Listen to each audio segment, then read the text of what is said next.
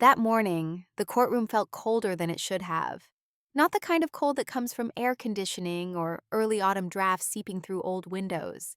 This was different. This was the cold that lives in spaces where people gather to decide who deserves what, who gets to keep their dignity, and who walks away broken. The air itself seemed to hold its breath, thick with the sterile scent of wood polish and something sharper: tension, fear. The kind of atmosphere that makes your throat tighten and your hands go numb. I sat in the wooden chair, its surface smooth from years of nervous fingers and anxious shifting. Behind me, cameras clicked in steady rhythm, their flashes bouncing off polished brass and marble. I could feel the eyes of strangers pressing against the back of my neck. Reporters, bloggers, people who'd come to witness a public execution disguised as legal proceedings. The brass nameplate on the judge's bench gleamed under the fluorescent lights. Judge Ruth O'Connor, my mother's friend. Of course it was her. Of course the woman presiding over my fate had smiled beside my mother at a dozen fundraisers, had toasted champagne at campaign celebrations, had signed her name to donation checks with the same pen she'd used to sign my future away. Across the aisle, Councilwoman Elaine Rivers sat with the posture of someone who'd rehearsed this moment in front of a mirror. Her spine was straight, chin lifted just enough to suggest confidence without arrogance, political grace, perfected over years of town halls and television interviews. Every strand of her hair was in place, every crease in her navy suit sharp enough to cut. She wore pearls. Of course she wore pearls, the uniform of respectable women who do terrible things with polite smiles. Beside her, my father avoided my gaze. Patrick Rivers had always been good at that, looking away when things got uncomfortable, pretending he couldn't see the damage happening right in front of him. He sat there in his gray suit, hands folded in his lap like a schoolboy waiting for dismissal. Guilt wore his face like a mask, but he'd never been brave enough to name it out loud. Her attorney, Brian Keller, arranged documents on the table with movements so deliberate they felt choreographed. He was a man who believed in his own cleverness, the kind of lawyer who wore expensive cufflinks and spoke in phrases designed to sound profound. He smiled faintly as he shuffled papers, the calm expression of someone who already believed victory was inevitable. I'd seen that smile before. It was the smile of men who think connections matter more than truth. Then came the words that pierced deeper than any legal claim could. They echoed through the courtroom, each syllable landing like a physical blow. "This girl only knows how to waste what she doesn't deserve." The words came from Brian Keller's mouth, but they were my mother's. I knew it immediately. That particular brand of cruelty, wrapped in concern, delivered with just enough sadness to sound reasonable. That girl. Not my daughter, not Callie. Just this girl, as if I were a stranger. An inconvenience. A problem to be solved. That girl was me. The daughter she had ignored for 24 years, molding with indifference, raising with silence. The child she'd never wanted but kept for appearances, because councilwomen with family values don't abandon their babies.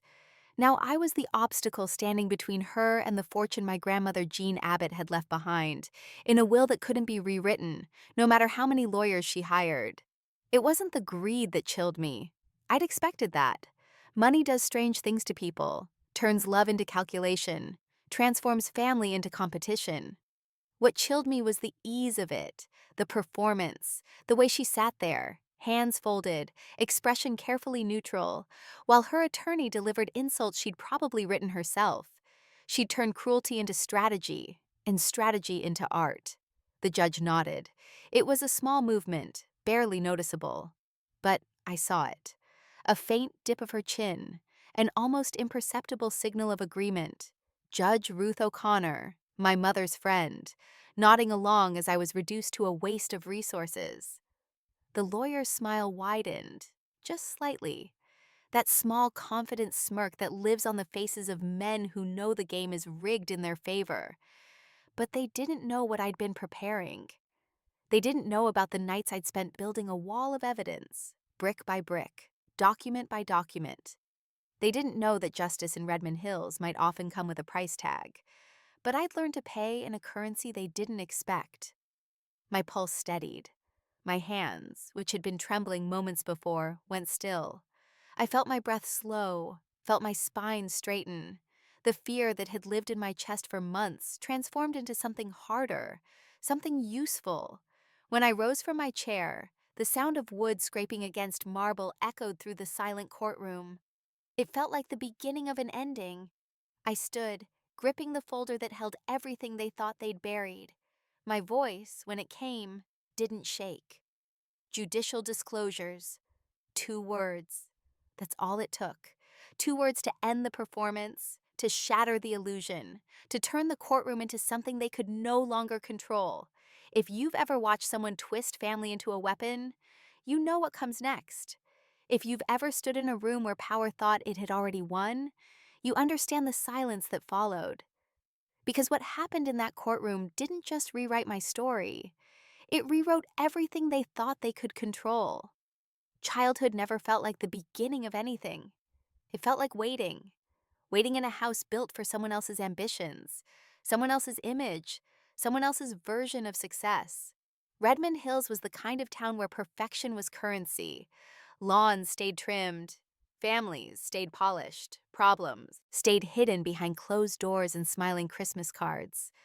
Our house sat on Maple Ridge, a street lined with old trees and older money. From the outside, it looked like a postcard. White shutters, flower beds that changed with the seasons, a driveway that never had oil stains. Inside, it felt like a museum. Every room was decorated for guests who never came. Every surface was clean, because no one really lived there. We existed in that house, but we didn't live. Affection was rationed like expensive perfume. My mother, Councilwoman Elaine Rivers, treated warmth as strategy. She smiled when voters were watching, hugged me for photographs, spoke about family values on stages across the county. But at home, her face went blank. At home, I was a task to be managed, not a child to be loved. I learned early that silence pleased her. Obedience earned a nod of approval. Invisibility was the safest way to exist. Don't be too loud. Don't need too much. Don't ask questions that require real answers. I became good at smallness, at folding myself into corners where I wouldn't be in the way. My father, Patrick Rivers, lived in the quiet space her ambition left behind. He worked in finance, something vague and important sounding that required him to leave early and come home late. When he was home, he read the paper, watched the news, and spoke in phrases that committed to nothing. He loved her, I think. Or maybe he loved the idea of her. Either way, he chose her silence over my voice every single time. Dinner was the worst. We sat at the long table in the dining room, 3 people pretending to be a family. My mother reviewed her schedule while cutting her food into precise pieces. My father nodded along, offering commentary that sounded supportive but meant nothing. I ate quietly, counting the minutes until I could be excused. One night, I was maybe 10, I asked her why she never came to my school events. It was a simple question, innocent even. She looked up from her plate, eyes sharp, and said, "Some of us have responsibilities that matter, Callie." That was the moment I learned I didn't matter. Not in the way children are supposed to matter to their mothers. I was an accessory, a prop in her political theater, proof that she could balance career and motherhood, even though she did neither well. But Jean Abbott, my grandmother, never asked me to be quiet to earn her love. She never measured affection in useful increments. Jean carried sunlight into every room she entered. Her laugh was loud and unfiltered. Her hugs lasted longer than necessary. She smelled like cedar and lavender, a scent that clung to her cardigans and filled her small house on the edge of town. Jean was my mother's mother, though you'd never know it by looking at them. Where Elaine was cold and calculating, Jean was warm and reckless with her kindness. Where Elaine built walls, Jean opened doors. They shared blood, but nothing else. I spent weekends at Jean's house whenever I could. It was smaller than ours, cozy in a way that made you want to stay. Books lined the shelves, plants crowded the windowsills. The kitchen always smelled like something baking. Jean never cared about appearances. She cared about people. She used to say, Money should serve purpose, not pride. It was more than a saying. It was a philosophy. Jean had founded a small community foundation years before I was born, something she ran quietly without fanfare. It gave scholarships to local students who couldn't afford college. Every weekend, I'd follow her to the small office on Birch Street where she worked. The walls were covered with photos of graduates, faces smiling in caps and gowns, holding diplomas they wouldn't have earned without her help. Each picture had a name, a date, a story. Jean knew them all by heart. "They remind me why we're here," she said once, running her fingers along the frames. "Not to collect, to give." I didn't understand it then. I was too young to see the weight of that kind of purpose. But I felt it. In the way she spoke to the students who came to her office. In the way she listened, really listened when they talked about their dreams. Jean treated generosity like oxygen, necessary, automatic, the only way to survive. Elaine and Jean had stopped speaking years before I was old enough to understand why. There was no dramatic fight, no explosive argument, just distance that grew wider with every election cycle, every campaign speech, every time my mother chose her career over her family. Jean stayed away from political events, calling them theater. She refused to be photographed for my mother's brochures, refused to endorse her campaigns, refused to play the role of proud mother to a daughter she didn't recognize anymore. "Your mother and I see the world differently," Jean told me once when I asked why they didn't talk. "She thinks success is about power. I think it's about purpose. We're never going to agree." Their distance became permanent long before I was old enough to choose sides. But even then, I knew whose warmth I wanted, whose version of love felt real. Jean never flaunted her wealth, but she had plenty. Years of quiet investments had made her independent in a way my mother couldn't control. That independence irritated Elaine more than poverty ever would. Jean didn't need her approval, her connections, her carefully curated image. And that, more than anything, made her dangerous. When the forgetting began, it was small. Misplacing keys, repeating stories I'd already heard, losing track of what day it was. At first, I blamed age. Jean was 72, and everyone forgets things sometimes. But the episodes grew more frequent, more concerning. One afternoon, I found her standing in her kitchen, staring at the stove with tears in her eyes. "I can't remember how to make tea," she whispered. That's when I knew something was wrong. Jean had made tea every single day for as long as I'd known her. It was automatic muscle memory, as natural as breathing. If she couldn't remember that, something was breaking inside her mind. The diagnosis came 3 months later. Alzheimer's disease, progressive, incurable. The doctor spoke in careful tones, explaining timelines and symptoms and care options. Jean sat beside me, holding my hand, her grip tighter than usual. She didn't cry. She just nodded, absorbing the information like she absorbed everything else, with grace. I was 22 when Jean sold her house and moved into a small cottage on Willow Lane. It was quieter there, easier to manage. One floor, a small garden, rooms that didn't echo with memory. I moved in with her without asking permission from anyone. My mother didn't argue. It was convenient for her campaigns. Easier to say her daughter was caring for her ailing grandmother than to admit she'd never cared herself. Those 2 years became my education in love, real love, the kind that doesn't ask for anything in return.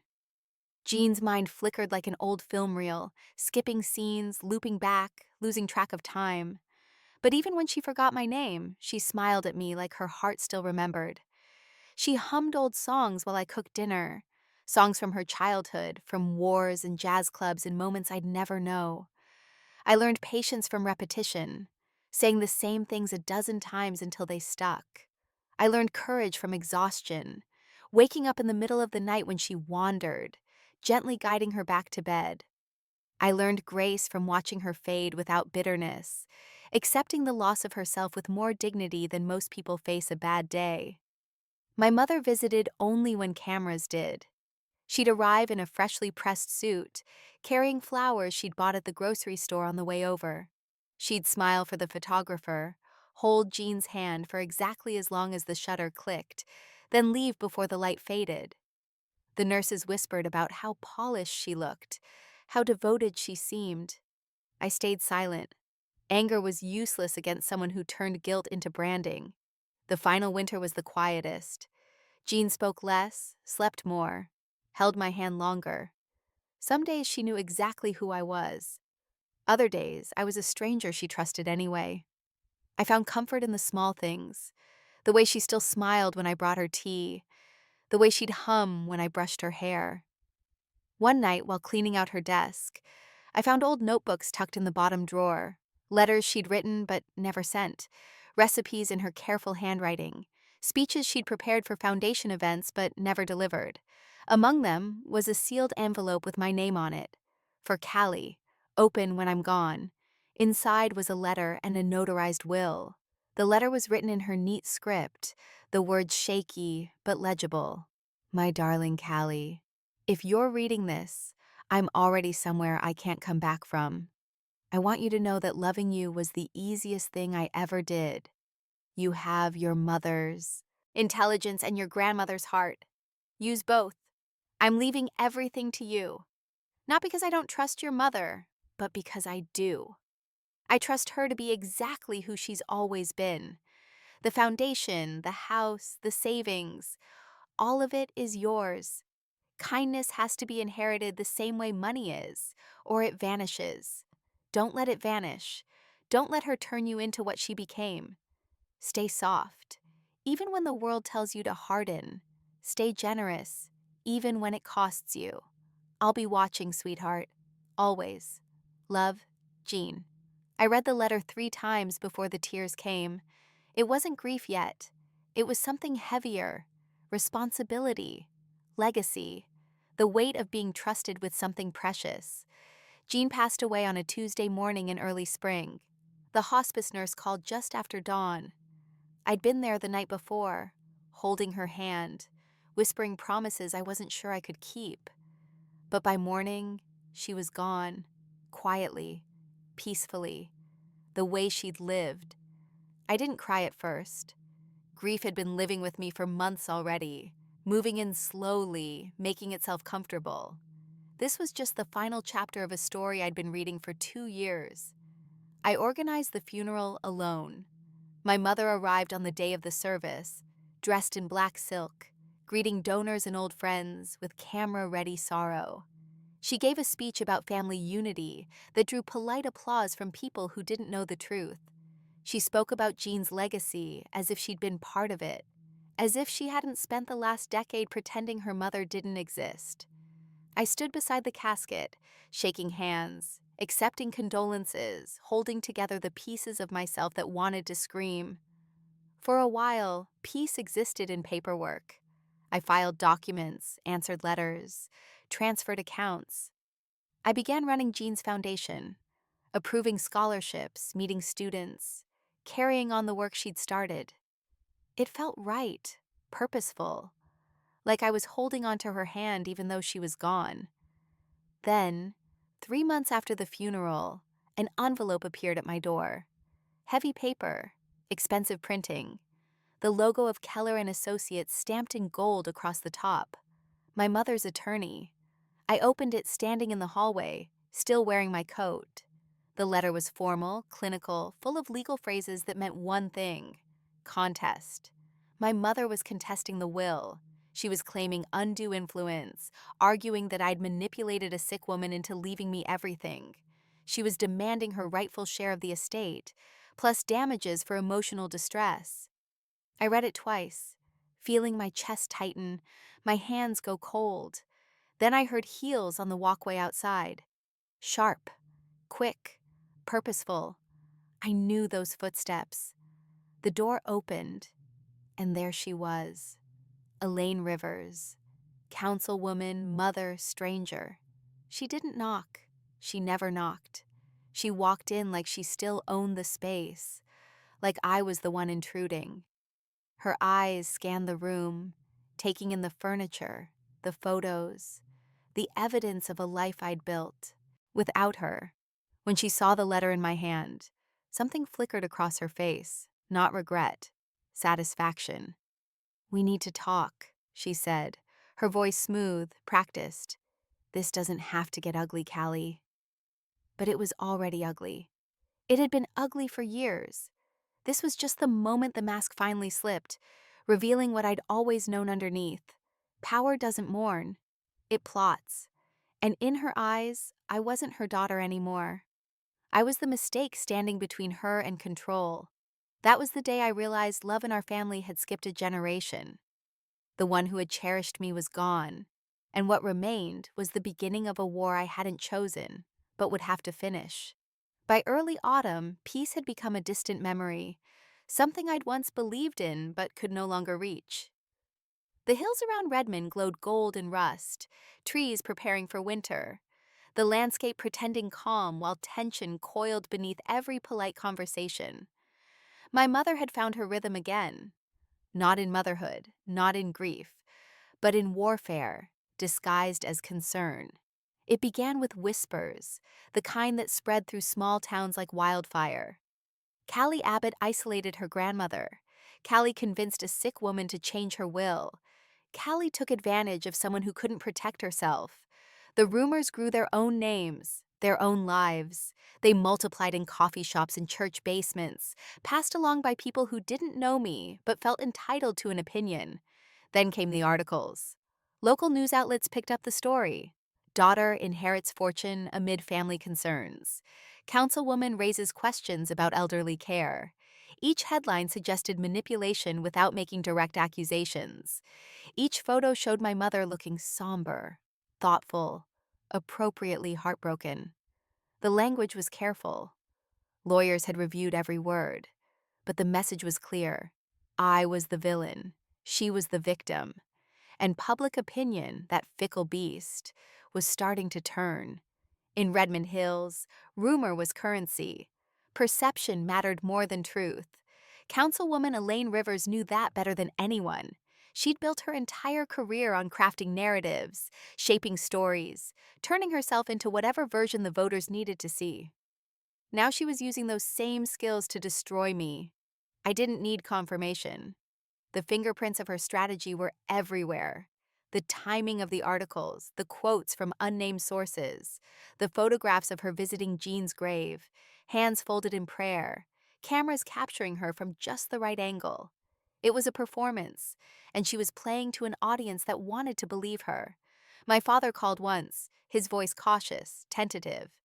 "Your mother is just concerned," he said, the words careful and rehearsed. "Maybe you two could work this out, quietly, without all this public attention." I wanted to laugh. He was asking me to negotiate with someone who'd already decided I was guilty.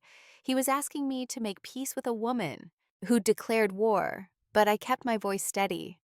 "There's nothing to work out, Dad. The will is legal. Jean knew what she wanted." He sighed, a sound that carried years of avoidance, years of choosing the easy path instead of the right one.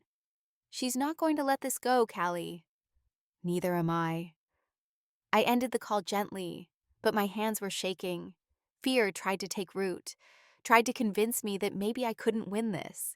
Maybe power and connections would always beat truth. But then I remembered Jean's letter. Stay soft, even when the world tells you to harden. Grief was no longer my weakness.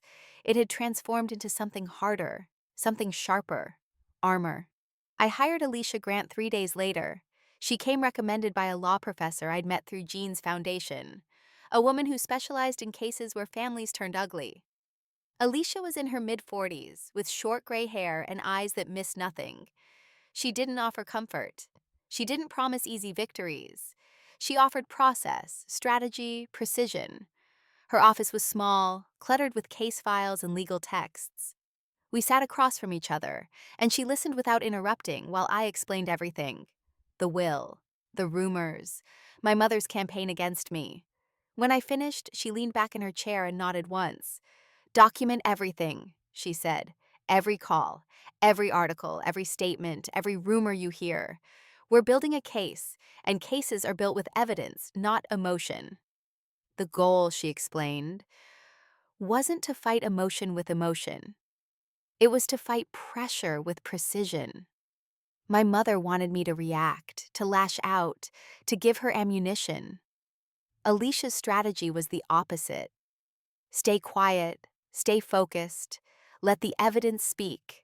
Soon, envelopes began arriving daily at my apartment. Legal threats, demands for financial disclosures, insinuations of exploitation wrapped in formal language. Each one tried to exhaust rather than accuse. Death by 1,000 paper cuts. My mother's campaign machine was operating perfectly. Drain the will before the trial even began. But Alicia built order from chaos. We created a log for every interaction, every piece of correspondence, every manufactured outrage. She taught me to see the pattern beneath the noise. They want reaction, she reminded me during one of our late-night strategy sessions. Give them records instead. Meanwhile, my mother smiled on television. Her campaign commercials played during prime time, her voice warm and sincere as she spoke about protecting family heritage and honoring her late mother's values. The same hand that signed motions against me gestured about morality to voters who didn't know any better. Redmond Hills applauded her story. She became the grieving daughter fighting for her mother's legacy. I became the ungrateful child who stole from a dying woman. The narrative was simple, clean, easy to believe. Reporters waited outside my apartment, pretending curiosity, asking questions designed to trap me. Do you think your grandmother was in her right mind when she changed the will? How do you respond to claims of manipulation? What would you say to your mother right now? I said nothing. Alicia had been clear. Silence wasn't weakness. It was discipline. The foundation's work became overshadowed by scandal that didn't exist. Donations slowed. Volunteers hesitated. The students I was trying to help became collateral damage in a war that had nothing to do with them. Through all the noise, Alicia stayed unshaken. Facts, she said, sorting through files one evening. Age better than rumors. So we collected them. Bank statements showing Jean's lucid management of her accounts, donation records proving the foundation's legitimacy, letters from Jean's doctors confirming her mental capacity when she updated the will, medical records time-stamped and notarized, showing exactly when her decline had begun and how long she'd remained competent. The more we gathered, the clearer the pattern became. And then, buried in event archives and donation disclosures, one name appeared too often to ignore: Judge Ruth O'Connor. At first, I dismissed it as coincidence. Redmond Hills was a small city, professionals overlapped, but Alicia found financial records showing consistent personal donations from the judge to my mother's campaigns, each one carefully below public reporting thresholds. Legal, technically, but questionable. Curiosity turned into certainty when I started searching online archives, social media posts, local news photographs, event registrations. Again and again, they appeared side by side. Judge Ruth O'Connor and Councilwoman Elaine Rivers, smiling at fundraisers, seated together at charity galas, photographed at private dinners. Their smiles looked natural, practiced, synchronized. These weren't professional courtesies.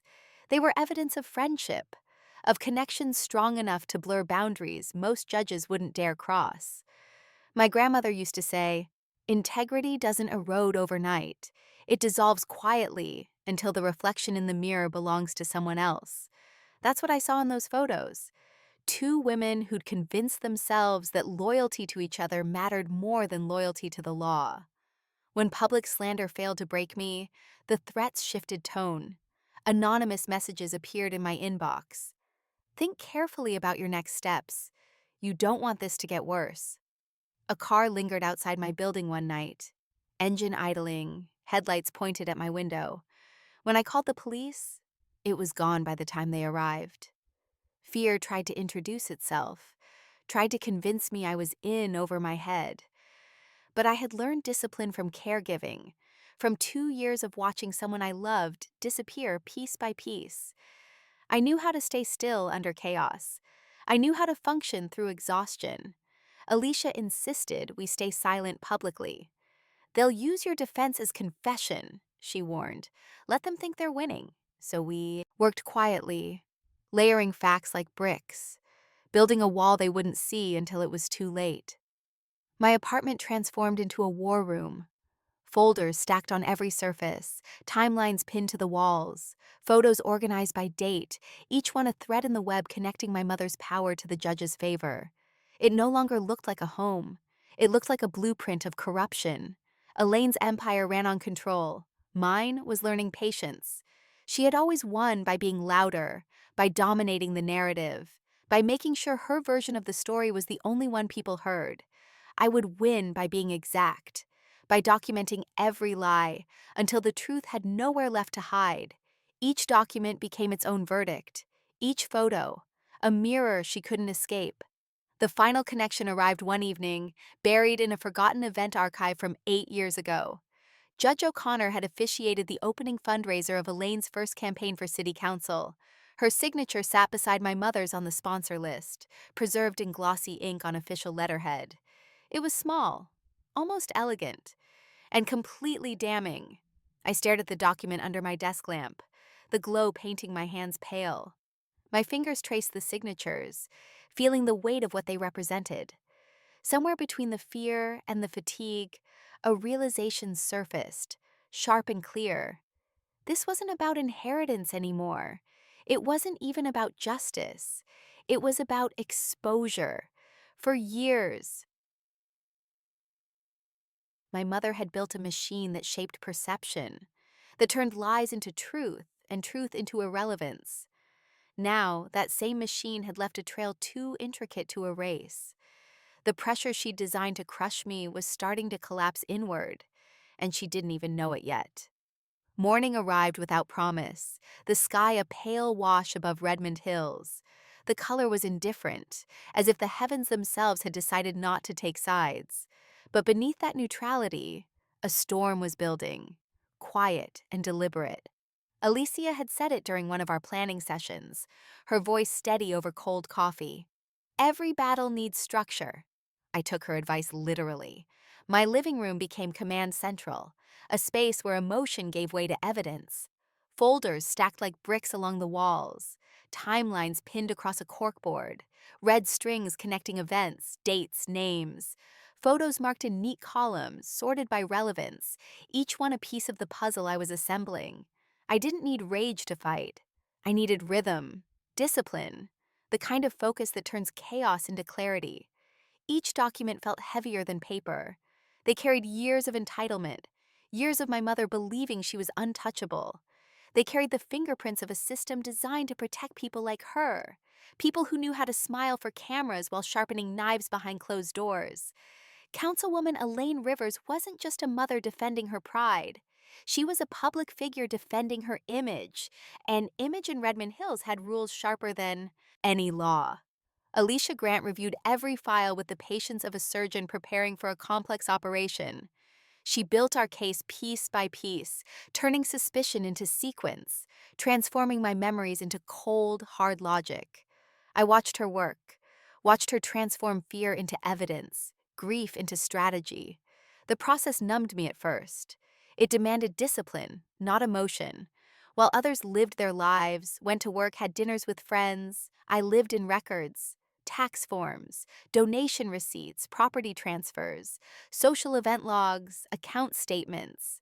Every piece of paper a breadcrumb leading back to the same conclusion. The monotony became its own kind of prayer, repetitive, grounding, a ritual that kept me sane when everything else felt like it was falling apart. Between the lines of numbers and dates, a pattern sharpened. Judge Ruth O'Connor appeared again and again, listed on charity boards my mother chaired, tagged in campaign newsletters, photographed at fundraisers hosted by Elaine's political committee. Their names appeared together so often, it stopped looking like coincidence and started looking like design. My mother had always been brilliant at optics.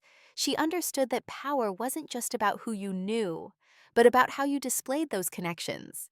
Friendship with a judge wasn't corruption when it was hidden beneath layers of philanthropy. Every gala became camouflage. Every donation, a thread in the same carefully woven veil. The genius of her strategy was that it looked harmless. two professional women supporting the same causes, two leaders working together for the good of the community. Nothing illegal, nothing overtly wrong, just enough overlap to create leverage when it mattered. But paper doesn't lie. And cameras, for all their ability to manipulate, also preserve truth in ways people forget.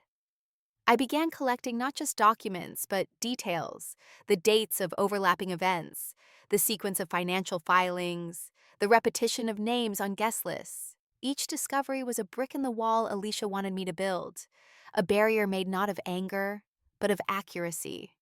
Outside my apartment, the narrative remained loud. My mother's public relations team continued its quiet theater. New billboards appeared around town. Interviews aired on local news. Charity drives launched with her face front and center, always smiling, always poised, always the picture of civic responsibility. She appeared at school events, standing beside children holding scholarships my grandmother had funded, rewriting Jean's legacy into her own campaign advertisement. Watching it felt like witnessing grave robbery in real time. I stopped expecting fairness. Justice, I realized, wasn't about balance.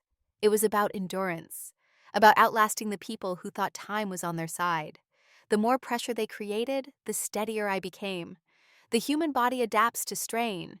The human heart learns restraint. I was learning both. Alicia filed preliminary motions in early October, anticipating the storm. Every draft passed through her hands a dozen times, until the language became weaponry. She believed in precision the way soldiers believe in armor, the way surgeons believe in sterile instruments. "Let the evidence speak before you do," she told me one afternoon, her eyes tired but focused. "Words are cheap. Documents last forever." I understood she wasn't just talking about courtroom strategy. She was teaching me how to survive. Nights blurred into quiet mornings. Sleep became optional, something I did when exhaustion left me no choice. I woke with ideas for cross-referencing files, for verifying timestamps, for checking signatures against known samples. Fear had no room to grow inside routine. I was too busy to be afraid. One evening, while arranging photographs in chronological order, I noticed something subtle that had escaped me before. The same floral arrangement appeared on two separate event stages, years apart. Identical centerpieces, identical banners. I checked the sponsor list for both events. They matched. Every single name. Beneath the printed decorum of charitable giving lay a clear pattern of financial interdependence between the judge's preferred nonprofit and my mother's re-election fund. The money moved in circles, washing itself clean through legitimate channels, but always flowing back to the same sources. That small detail, that repeated floral arrangement most people would never notice, became the thread that tied everything together. Alicia confirmed it within hours of me showing her the photos. She pulled financial disclosures, cross-referenced donation dates, mapped the flow of money between organizations. The records aligned perfectly. "This isn't influence," she said, her voice low, scanning the papers spread across her desk. "This is infrastructure." She was right.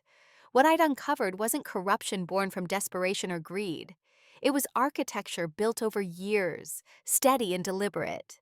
It explained why every door I'd tried to knock on had closed politely in my face, why reporters seemed hesitant to ask my mother hard questions, why certain lawyers in town wouldn't return my calls. The network wasn't protecting my mother's innocence.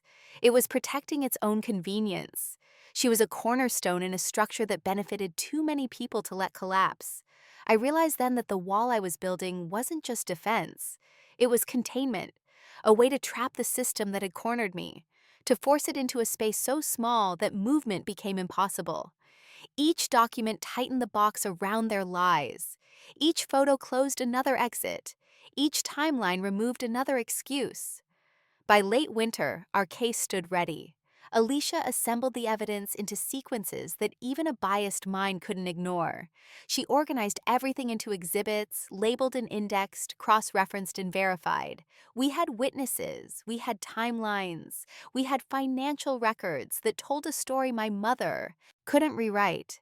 I memorized every exhibit, every date, every name. When fear tried to speak, when doubt crept in during the early morning hours, I replaced it with data. Numbers don't lie, dates don't change, photographs don't forget. Somewhere in that discipline, the balance shifted. My mother's campaign still looked flawless from the outside, her smile still perfect, her speeches still polished. But internally, cracks were forming. Anonymous resignations surfaced from her staff. Two longtime sponsors withdrew their support, citing vague ethical concerns they refused to elaborate on. A local newspaper ran an editorial questioning the timing of her legal actions against me. Her silence grew louder. She stopped doing interviews, stopped appearing at public events, pulled back from the visibility she'd always craved. Silence was the one language I had learned to read fluently, and hers screamed volumes. The wall was complete, not built of bricks, but of truth, so meticulously arranged it could withstand anything constructed on pretense. As the court date approached, I understood the quiet satisfaction my grandmother must have felt in every act of patience, every moment she chose purpose over pride. Because revenge, when built carefully, doesn't shout. It doesn't announce itself with grand gestures or dramatic speeches. It stands, silent and immovable, and it waits for the moment when the people who thought they'd already won finally realize they never had a chance. The morning of the hearing felt sterile, like time itself had been scrubbed clean of emotion. Outside the courthouse, reporters gathered with cameras and microphones, waiting to witness whatever spectacle would unfold. Inside, the air was thick with something colder than air conditioning could produce: anticipation. The kind that lives in spaces where futures are decided by strangers in black robes. I took my seat in the wooden chair, its surface smooth from decades of nervous hands. The courtroom was smaller than it looked on television, more intimate. Every sound echoed. Every movement felt magnified. Behind me, the gallery filled with faces I didn't recognize. Journalists, curious citizens, people who'd come to watch a family destroy itself in public. The smell hit me first. Varnished wood mixed with something sharper. Fear, maybe, or tension so thick it had its own scent. I focused on breathing, on keeping my hands steady in my lap. Across the aisle, Councilwoman Elaine Rivers sat wrapped in composure, too perfect to be genuine. She wore navy blue, a color focus groups had probably told her projected trustworthiness. Her hair was styled flawlessly, not a strand out of place, pearls at her throat, subtle makeup that suggested grief without overdoing it. Everything about her was calculated, rehearsed, the posture of someone who'd practiced this moment in front of mirrors, who'd workshopped her expressions with consultants. Beside her, my father sat like a ghost. Patrick Rivers had always been good at disappearing into the background, at making himself small when conflict arose. He wore a gray suit that matched his demeanor, hands folded in his lap, eyes fixed on some point in the middle distance. He wouldn't look at me. Couldn't, maybe. Guilt wore his face like a second skin. Her attorney, Brian Keller, arranged documents on the table with theatrical precision. He was the kind of lawyer who wore cufflinks that cost more than most people's rent, who spoke in phrases designed to sound profound but meant nothing. He smiled faintly as he organized his files, the calm expression of a man who'd already decided the outcome. I'd seen that smile before, on the faces of men who think connections matter more than truth, who believe the right handshake can erase any inconvenient fact. At the bench, Judge Ruth O'Connor looked poised, almost detached. Her expression was neutral, professional. But I knew what lived beneath that carefully constructed facade: years of entanglement dressed as friendship, loyalty that blurred into corruption so gradually neither of them had noticed when they crossed the line. Only I knew about the fault line running beneath her calm. Only I had spent months documenting every crack in the foundation she and my mother had built together. The air itself seemed aware of it, heavy with secrets about to be exposed. When the bailiff called the court to order, the room fell silent. Judge O'Connor's gavel struck once, the sound sharp and final. This hearing will address the motion filed by Elaine Rivers contesting the last will and testament of Jean Elizabeth Abbott. Counsel. You may proceed. Brian Keller stood, buttoning his jacket with practiced ease. He moved to the center of the room like an actor taking his mark, and when he spoke, his voice carried the rhythm of manipulation perfected over years. Your Honor, thank you. This case, at its core, is about protecting the vulnerable. Jean Abbott was a remarkable woman who gave generously to this community. But in her final years, she was ill, confused, susceptible to influence from those who stood to benefit from her confusion. He turned slightly, gesturing toward me, without quite pointing. The motion was subtle, accusatory. The respondent, Miss Callie Abbott, isolated Mrs. Abbott from her family during a time of profound vulnerability. She positioned herself as the sole caretaker, the only source of comfort and support.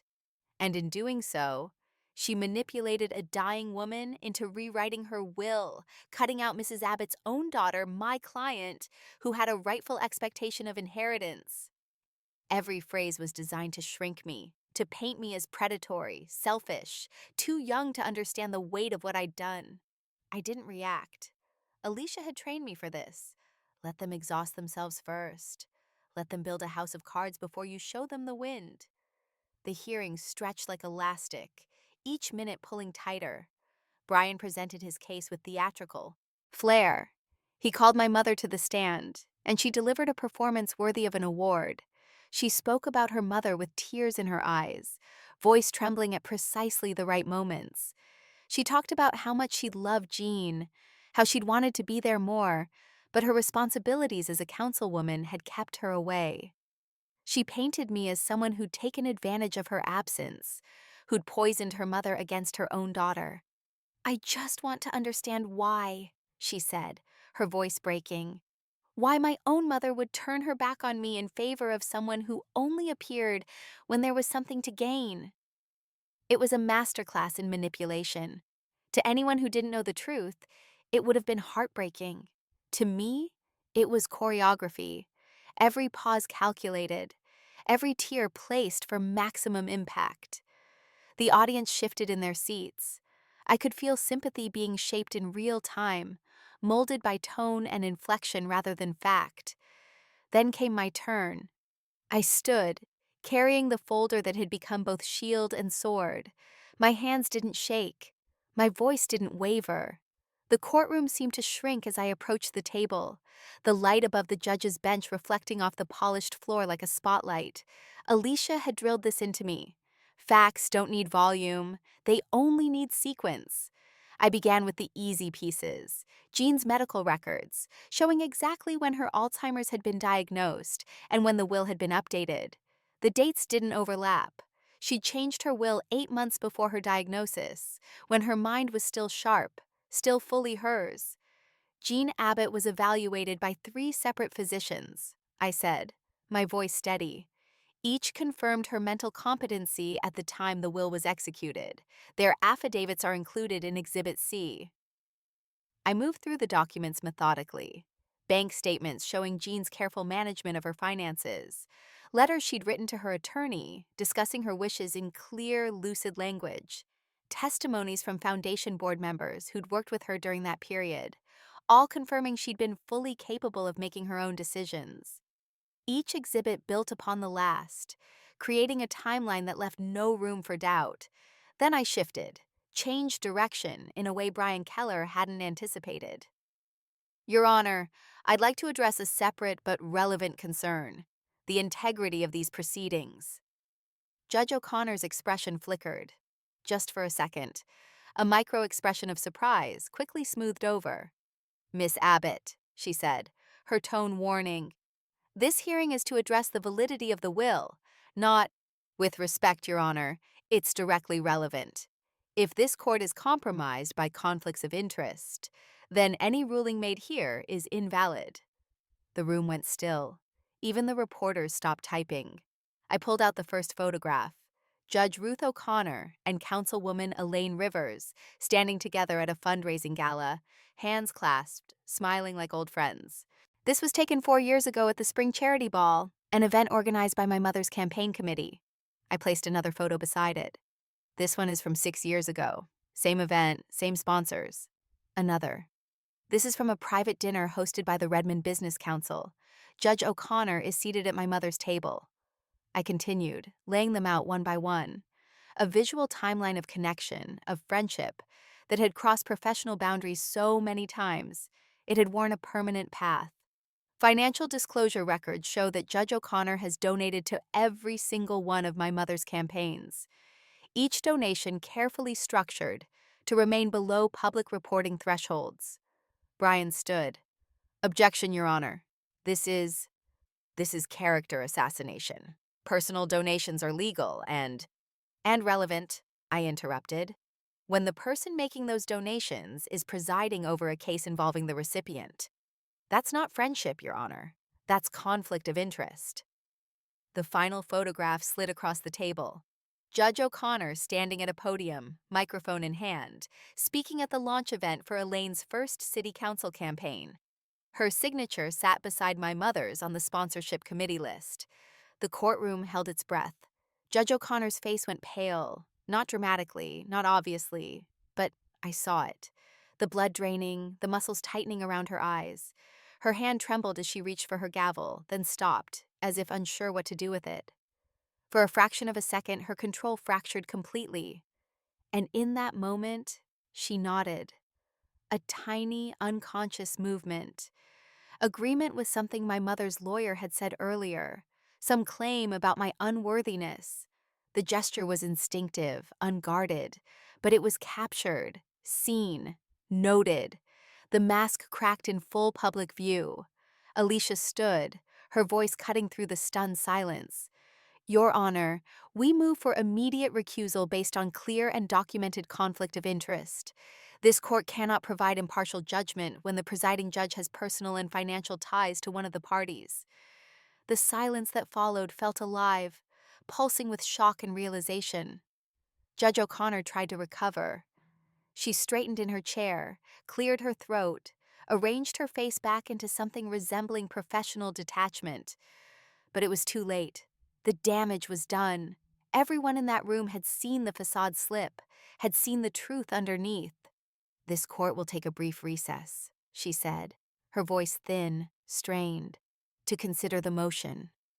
But we all knew what was coming. There was no way to unsee what had been revealed. No way to pretend the conflict didn't exist when it had been documented so thoroughly.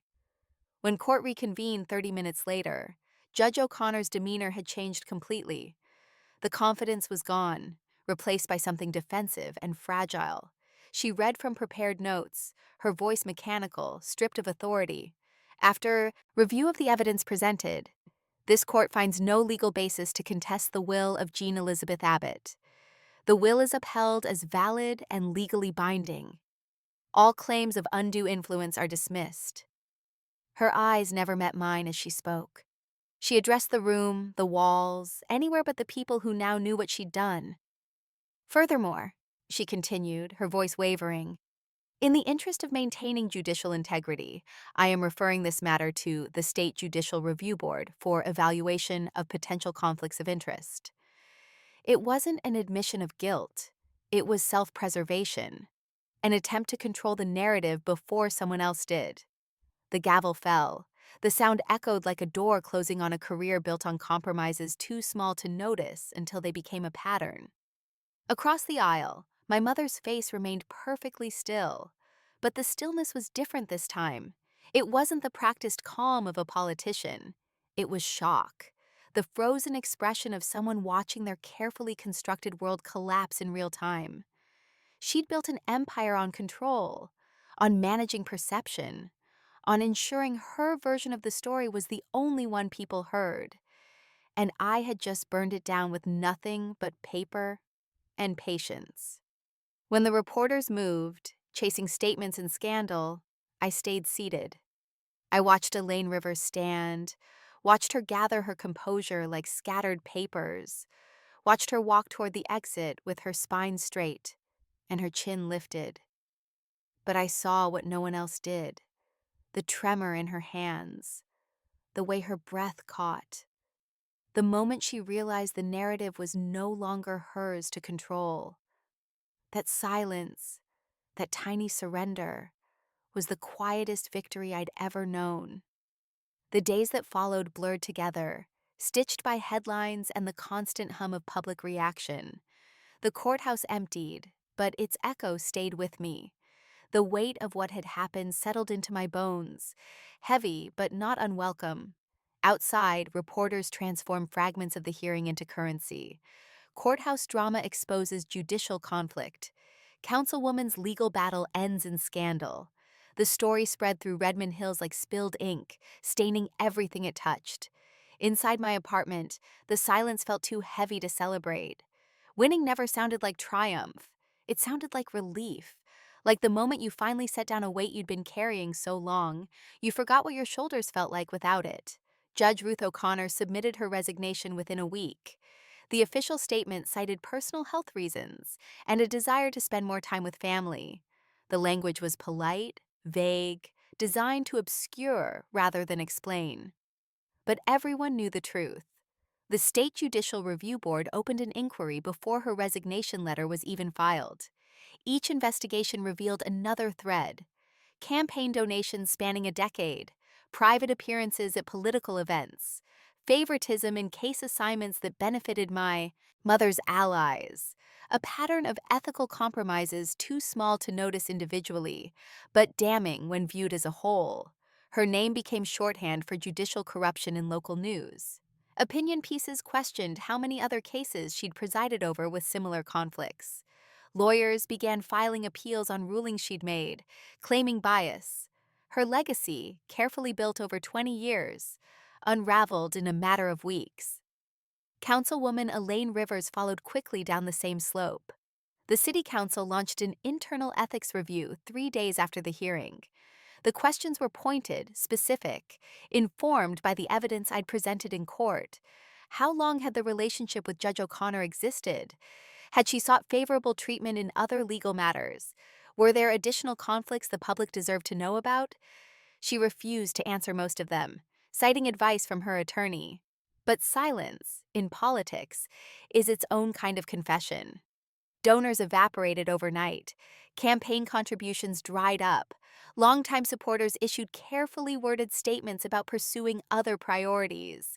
Her political allies turned into strangers, distancing themselves with the practiced ease of people who'd never really believed in her, only in what she could do for them. Her campaign office, the one she'd maintained year-round to stay visible and accessible, closed without announcement. One day the lights were on.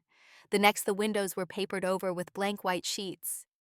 The posters and slogans that had once covered every surface were gone, leaving nothing but empty walls.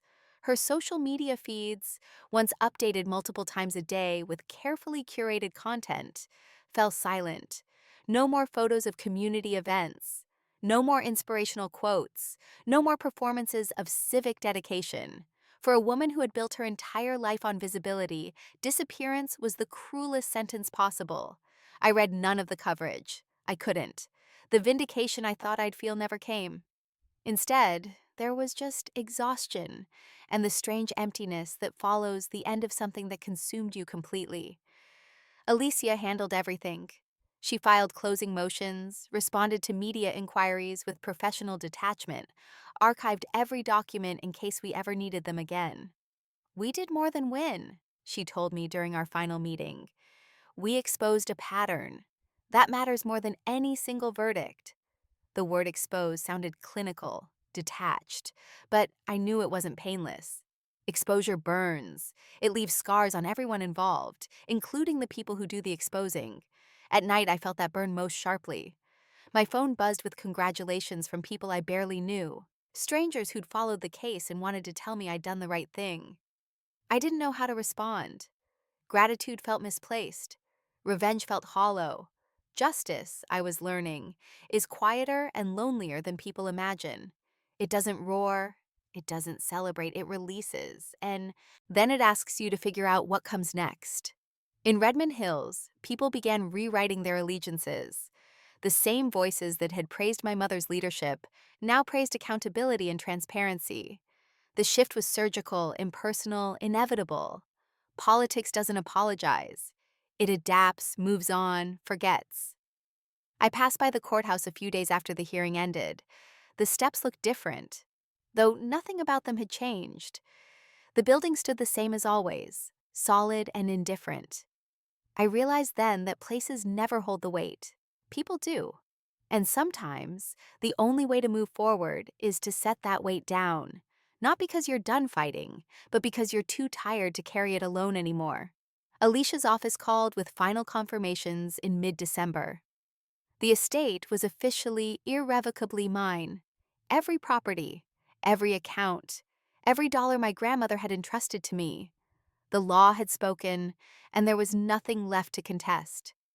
Yet when I signed the last page, transferring everything into my name, I didn't feel wealthy. I felt gravity, responsibility, the enormous weight of being trusted with something precious.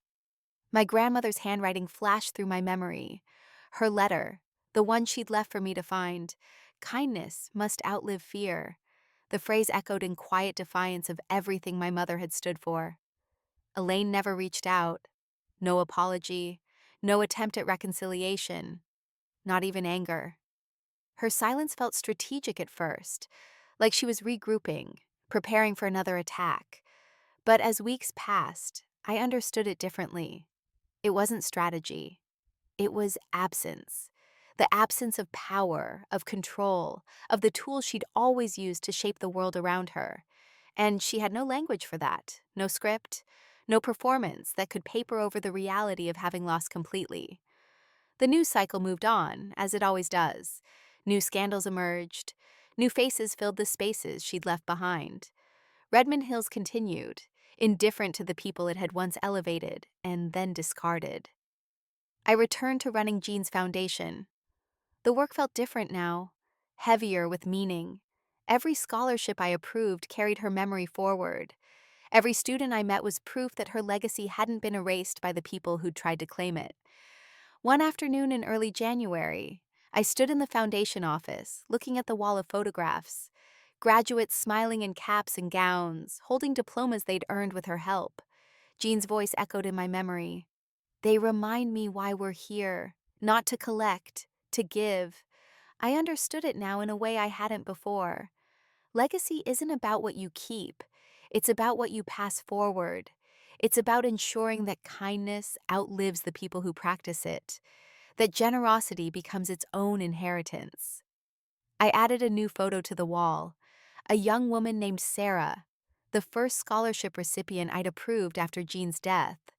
She was studying environmental science, wanted to make the world cleaner, safer, better. She reminded me of Jean. That same optimism, that same belief that one person could make a difference if they just tried. As I stepped back to look at the wall, I felt something shift inside me. Not closure.